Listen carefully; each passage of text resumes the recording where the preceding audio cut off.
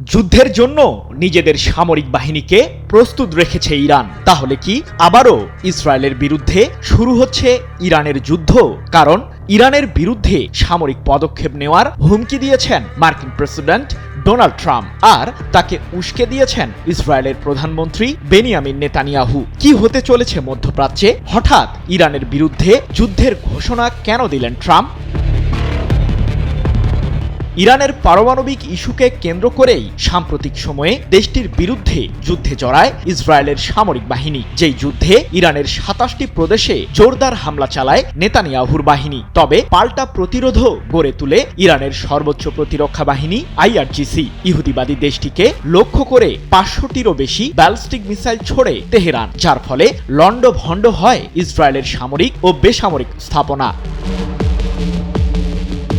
এবার মার্কিন প্রেসিডেন্ট ট্রাম্পের কাছে ইরান প্রসঙ্গে ভিন্ন অভিযোগ নিয়ে গেছেন নেতানিয়াহু। ২৯ ডিসেম্বর যুক্তরাষ্ট্রের ফ্লোরিডা অঙ্গরাজ্যে ট্রাম্পের সাথে বিশেষ বৈঠক করেন ইসরায়েলের প্রধানমন্ত্রী। এ সময় নেতানিয়াহু ট্রাম্পকে জানান, ইরান আবারও ফিরেছে পারমাণবিক বোমা তৈরির কাজে। এমনকি ক্রমবর্ধমান হারে তেহরান তৈরি করছে শক্তিশালী ব্যালিস্টিক মিসাইলও, যেগুলো মূলত ইসরায়েল ও যুক্তরাষ্ট্রের লক্ষ্যবস্তুর বিরুদ্ধেই ব্যবহার করবে ইরান। নেতানিয়াহুর এমন উস্কানির পরেই ইরানকে লক্ষ্য করে হুমকি দেন ট্রাম্প। এ প্রসঙ্গে তিনি বলেন, ইরান যদি দূরপাল্লার অস্ত্র তৈরি অব্যাহত রাখে তাহলে দেশটির পারমাণবিক ও ক্ষেপণাস্ত্র স্থাপনাগুলোতে অবিলম্বে হামলা চালানোর নির্দেশ দেব। তবে মার্কিন প্রেসিডেন্টের এমন হুমকির পাল্টা জবাবও দিয়েছেন ইরানের প্রেসিডেন্ট মাসুদ পেজেশকিয়ান। ইহুদিবাদীদের বিরুদ্ধে কঠোর প্রতিশোধ নেওয়ার ঘোষণা দিয়ে পেজেশকিয়ান বলেন, আমাদের বিরুদ্ধে যে কোনো প্রকার আগ্রাসনের প্রতিক্রিয়া হবে কঠোর এবং অনুশোচনামূলক। এক প্রতিবেদনে এমন তথ্যই জানিয়েছে কাতার ভিত্তিক সংবাদ মাধ্যম আল জাজিরা।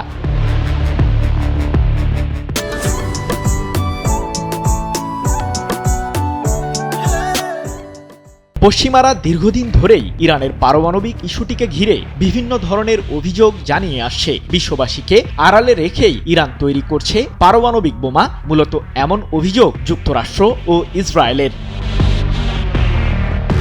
প্রশ্ন হলো, সাম্প্রতিক যুদ্ধে কি ইরানের ব্যালিস্টিক মিসাইল কেন্দ্রগুলোকে ধ্বংস করতে পারেনি যুক্তরাষ্ট্র? জুন মাসের ওই যুদ্ধে ইসরায়েল ও যুক্তরাষ্ট্র মূলত ইরানের কয়েকটি পারমাণবিক ও সামরিক স্থাপনায় হামলা চালায়, যার মধ্যে ইরানের ফোর্দো, নাতানস ও ইস্পাহান পারমাণবিক কেন্দ্রে বাংকার বাস্টার বোমা দিয়ে আক্রমণ করে যুক্তরাষ্ট্রের কেন্দ্রীয় কমান্ড। যদিও সে সময় ট্রাম্প দাবি করেন যে পুরোপুরি ধ্বংস হয়েছে ইরানের পারমাণবিক কার্যক্রম। তবে মার্কিন প্রেসিডেন্টের নতুন হুমকিতে এবার স্থান পেয়েছে ইরানের ব্যালিস্টিক মিসাইল কার্যক্রম। যদিও শত্রুর যে কোনো আগ্রাসন কঠোর হাতে দমন করার জন্য পূর্বের চেয়েও জোরদার প্রস্তুতি নেবার দাবি করেছে IRGC। সৃজন মাহমুদ, নিউজ 24।